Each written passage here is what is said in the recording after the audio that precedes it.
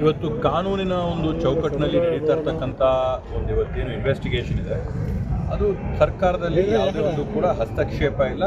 ಸರ್ಕಾರ ಯಾವುದರಲ್ಲಿ ಕೂಡ ಮೂಗು ತೂರಿಸಂಥ ಕೆಲಸ ಮಾಡಿಲ್ಲ.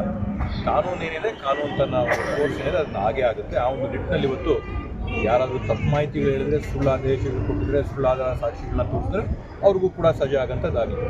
ಇವತ್ತೊಂದೇನಂತಂದರೆ ಧರ್ಮಾಧಿಕಾರಿಗಳಾಗಿರ್ತಕ್ಕಂಥ ವೀರೇಂದ್ರ ಹೆಗಡೆ ಸಾಹೇಬ್ರೇ ಧರ್ಮಸ್ಥಳದಲ್ಲಿ ನಡೆಯುವಂಥ ಒಂದು SITನ ಅವರೇ ಸ್ವಾಗತ ಮಾಡೋರು. ಯಾಕಂದರೆ ಒಂದೇ ಸರಿ ಇದರಲ್ಲಿ ಏನು ನಡೀತದೆ ಒಂದು ತೆರೆ ಎಳ್ದಂಗೆ ಆಗೋಗ್ಬಿಡ್ಬೇಕು, ಕಡೆ ಆಗಬೇಕು, ಇತಿಶ್ರೀ ಆಡಬೇಕು. ಇದಕ್ಕೆ ಪದೇ ಪದೇ ಹಿಂಗಾಯಿತು ಹಂಗಾಯಿತು ಅನ್ನೋ ಊಹಾಪೋಹಗಳಿಗೆ ಯಾವುದಕ್ಕೂ ಕೂಡ ಅವಕಾಶ ಕೊಡಬಾರ್ದು ಅನ್ನೋಂಥ ಒಂದು ನಿಟ್ಟಿನಲ್ಲಿ ಏನು SIT ತನಿಖೆ ನಡೀತಾ ಇದೆ ಕೂಲಂಕುಷವಾಗಿ ಒಂದು ವರದಿ ಹೊರಗೆ ಬಂದ ಮೇಲೆ ಎಲ್ಲ ಕೂಡ ಸ್ಪಷ್ಟವಾಗುತ್ತೆ, ತಿಳಿಯಾಗುತ್ತೆ.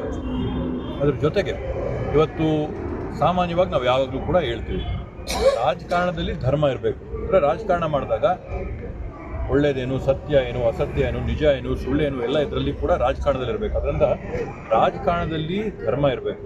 ಆದರೆ ಧರ್ಮದಲ್ಲಿ ರಾಜಕಾರಣ ಬೆಳೆಸೋಂಥ ಕೆಲಸ ಮಾಡಬಾರ್ದು. ಇವತ್ತೇನು ವಿರೋಧ ಪಕ್ಷಗಳೆಲ್ಲ ಇವೆ, ಇವತ್ತು ಧರ್ಮದಲ್ಲಿ ರಾಜಕಾರಣನ ಬೆಳೆಸೋಂಥ ಕೆಲಸ ಮಾಡ್ತಾಯಿದ್ರೆ ಅವ್ರದನ್ನು ಕೈ ಬಿಡಬೇಕು.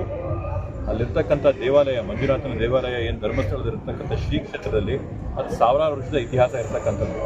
ಇವತ್ತು ನೀವು ದೇವರು ನಮ್ಮದೇ ಇರಲಿ, ನಾಸ್ತಿಕನಾಗಿರಿ, ಹಿಂದೂ ಆಗಿ, ಮುಸ್ಲಿಂ ಆಗಿ, ಏನಾಗಲಿ ಅಂತೂ ಸಹಸ್ರಾರು ಸಂಖ್ಯೆಯಲ್ಲಿ ಭಕ್ತಾದಿಗಳಲ್ಲಿ ಹೋಗಿ ಎಲ್ಲರಿಗೂ ಕೂಡ ದೇವರ ಆಶೀರ್ವಾದ ಮಾಡಿ ಏನಾದ್ರು ಒಳ್ಳೆಯದಾಗಿ ಬಂದಿದೆ ಅಂತಂದಮೇಲೆ ಆ ಕ್ಷೇತ್ರದ ಏನೋ ಒಂದು ವಿಶೇಷತೆ ಇರಲೇಬೇಕಾ? ಆ ವಿಶೇಷತೆ ಉಳಿಯುತ್ತೆ, ಏನೂ ಆಗೋದಿಲ್ಲ. BJP ಅವರು ಮತ್ತು JDS ಅವರ ಒಂದು ರಾಜಕೀಯ ಬೇಳೆಕಾಳು ಬೇಯಿಸ್ಕೊಳ್ಳೋಕ್ಕೋಸ್ಕರ ಇವತ್ತು ಈ ಒಂದು ಧರ್ಮದ ವಿಷಯದಲ್ಲಿ ರಾಜಕಾರಣ ಬೆಳೆದಿದ್ದಾರೆ. ಅದನ್ನು ಕೈ ಬಿಡಬೇಕು. ಕೂಲಂಕುಷವಾಗಿ ತಲೆಗೆ ಹಾಕ್ತಾರೆ. ಮುಸುಕ್ದಾರಿ ಇವತ್ತು ಅವನು ಮುಸುಕನ್ನು ಕೂಡ ತೆಗೆದರೆ ಅವನೇನಾದರೂ ತಪ್ಪು ಹೇಳಿದ್ರೆ ಅವ್ನಿಗೇನು ಶಿಕ್ಷೆ ಆಗಬೇಕು ಆ ಶಿಕ್ಷೆ ಕೂಡ ಆಗುತ್ತೆ. ಅದರಿಂದ ಕಾನೂನು ತನ್ನ ಕೆಲಸ ಮಾಡುತ್ತೆ. ಅದರಲ್ಲಿ ಯಾವುದೇ ಸರ್ಕಾರದ ಹಸ್ತಕ್ಷೇಪ ಇಲ್ಲ.